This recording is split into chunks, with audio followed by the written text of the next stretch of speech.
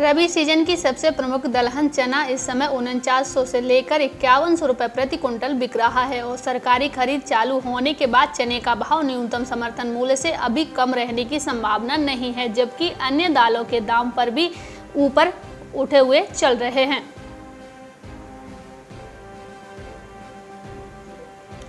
पश्चिम बंगाल में चावल सबसे ज़्यादा उगाया जाता है। इसके अलावा यहाँ मक्का, दालें, तेल के बीज, गेहूं, जौ, आलू और सब्जियां भी उगाई जाती हैं। पश्चिम बंगाल भारत में जूट की ज़रूरत को लगातार 66% पूरा करता है। जूट के इंडस्ट्री के लिए ये खास तौर पर जाना जाता है। पश्चिम बंगाल में दार्जिलिंग चाय बागान के लिए प्रसिद्ध है। इसके अलावा इस प्रदेश में तंबाकू और गन्ना भी उगाया जाता है। पश्चिम बंगाल के किसानों का कहना है कि इन सब फसलों को उगाकर अच्छा मुनाफा भी कमा रहे हैं।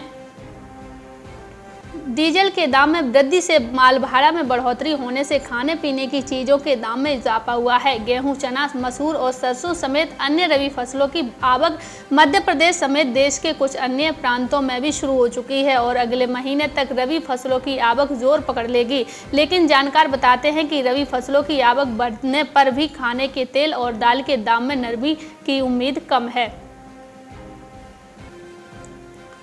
उत्तर प्रदेश के मुख्यमंत्री योगी आदित्यनाथ ने शनिवार को काला नमक चावल महोत्सव में कहा कि एक जिला एक उत्पाद योजना आने के बाद काला नमक धान की बुवाई काफ़ी बढ़ जाएगी है।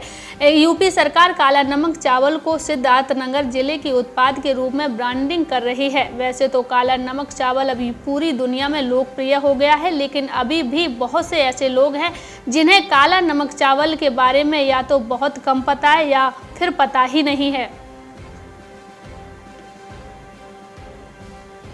किसानों के लिए शुरू की गई राज्य शासन की कृषि योजना के अंतर्गत जिले में समर्थन मूल्य पर चना, मसूर और सरसों की खरीदी अब 22 मार्च 2021 से प्रारंभ की जा रही है।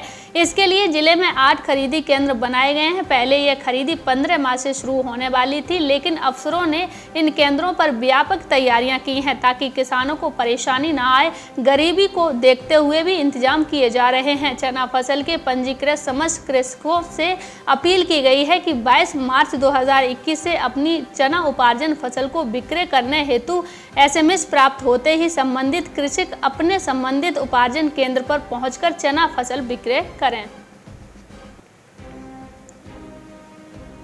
देश भर में चीनी की कीमतें 100 रुपये प्रति किलोग्राम या उससे अधिक हो गई हैं।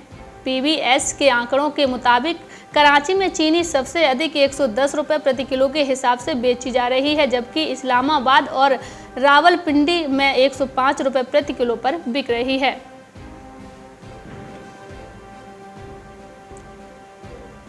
वैश्विक तेजी के रुख तथा स्थानीय बाजार में शादी विवाह त्योहारों की मांग बढ़ने के साथ खाद्य तेलों का स्टॉक काफ़ी कम होने से दिल्ली तेल तिलहन बाजार में सभी खाद्य तेलों के भाव में सुधार आया। बाजार के जानकारों का कहना है कि मलेशिया एक्सचेंज में 2% और शिकागो एक्सचेंज में भी सुधार का रुख रहा। इससे स्थानीय मंडियों में खाद्य तेलों की कीमतों में सुधार दर्ज हुआ। सोयाबीन वायदा बाजारों में अभी 1.56% की तेजी के साथ कारोबार करता हुआ नजर आ रहा है।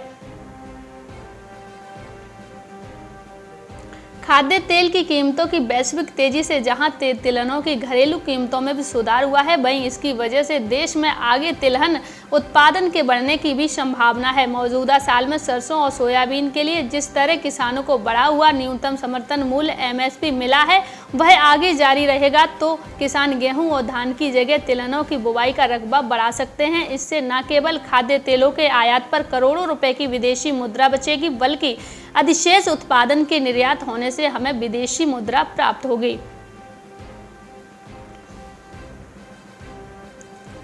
मसालों के भाव में भारी उछाल ने सब्जियों का जायका बिगाड़ दिया है। मसाला सब्जियों का वह आइटम है जो इसे बेहतरीन बनाता है। हल्दी, धनिया, गोल मिर्च, मिर्च, जीरा की मूल्य वृद्धि से रसोई घर की रौनक खत्म होने लगी है।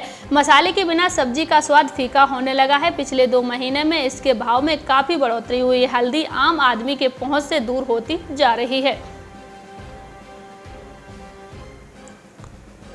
लखनऊ में इंपोर्ट रुकने और स्टॉक में बैलेंस न होने का असर दलहन मंडी पर साफ नजर आ रहा है। अरहर दाल का भाव सिर चढ़कर बोल रहा है। करीब महीने भर से बनी तेजी आज भी यथावत है।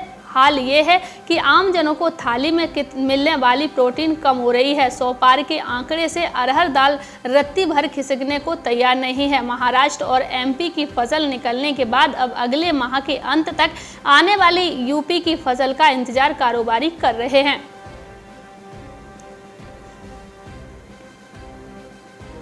होली नजदीक आते ही ड्राई फ्रूट्स की कीमतों पर रंग चढ़ने लगा है। 2 महीने पहले की तुलना में मखाना जहां 250 रुपये प्रति किलो महंगा हो गया है, वहीं काजू की कीमत 200 रुपये, किशमिश की 100 रुपये और बादाम की 50 रुपये प्रति किलो तक बढ़ गई है। वहीं सरसों तेल 50 रुपये और रिफाइंड 30 रुपये प्रति किलो तक महंगा हो गया है। महंगाई का असर होली के लिए बनने वाले पकवानों पर पड़ सकता है। ग्रामीण अंचलों में किसान अब खेती में नवाचार कर रहे हैं और ये नवाचार कोरोना काल की देन है, जिसने गांव को नई पहचान दिलाई है। आने वाले दिनों में ये गांव दमोह जिले में गुड़ की मिठास के लिए जाना जाएगा। हम बात करते हैं कि जिले के बटियागाड़ ब्लॉक अंतर्गत आने वाले मगरोह गांव की, जहां अब खेती को लाभ का धंधा बनने की तर्ज पर गुड़ बनाने का कार्य शुरू हुआ है। यहां किसानों ने लगभग 150 एकड़ भूमि में गन्ने की पैदावार कर गुड़ बनाने की यूनिट लगाई है। मार्केट टाइम्स टीवी पर चल रहा है बूझो तो जाने क्विज कॉन्टेस्ट। अब आपके पास मौका है हर रोज इनाम जीतने का। जी हाँ, मिक्सी, ग्राइंडर, मोबाइल फोन और ना जाने क्या क्या। अगर आप मार्केट टाइम्स टीवी के सब्सक्राइबर हैं तो हर रोज आप जीत सकते हैं मार्केट टाइम्स टीवी पर आकर्षक इनाम। और अगर आपने मार्केट टाइम्स टीवी को सब्सक्राइब नहीं किया है तो तुरंत सब्सक्राइब करें। मार्केट टाइम्स टीवी पर चल रहा बूझो तो जाने क्विज कॉन्टेस्ट, जिसमें हम हर प्रोग्राम के अंत में पूछते हैं आपसे अर्थव्यवस्था, कमोडिटी बाजार, मंडियों का हाल, शेयर बाजार पर सवाल। सही जवाब देने वालों में से विजेता को लकी ड्रॉ के द्वारा चुना जाता है और उस विजेता को मिलता है मार्केट टाइम्स टीवी की तरफ से पुरस्कार। बस आपको सवाल का जवाब देने से पहले मार्केट टाइम्स टीवी को भी सब्सक्राइब करना है। आज का सवाल है, उड़द का समर्थन मूल्य 2020-21 में कितना है? आपके ऑप्शंस हैं, ऑप्शन ए 5,000 रुपए प्रति क्विंटल, ऑप्शन बी 6,000 रुपए प्रति क्विंटल, ऑप्शन सी 7,000 रुपए प्रति क्विंटल, ऑप्शन डी 8,000 रुपए प्रति क्विंटल। जवाब के लिए टाइप करें उड़द ए, उड़द बी, उड़द सी, उड़द डी। आपको मार्केट टाइम्स टीवी चैनल को सब्सक्राइब करना है और जवाब व्हाट्सएप करना है। आप जवाब व्हाट्सएप कर दें 9953882229 पर। आप में से लकी विजेता जीत सकता है वेल क्लिपर।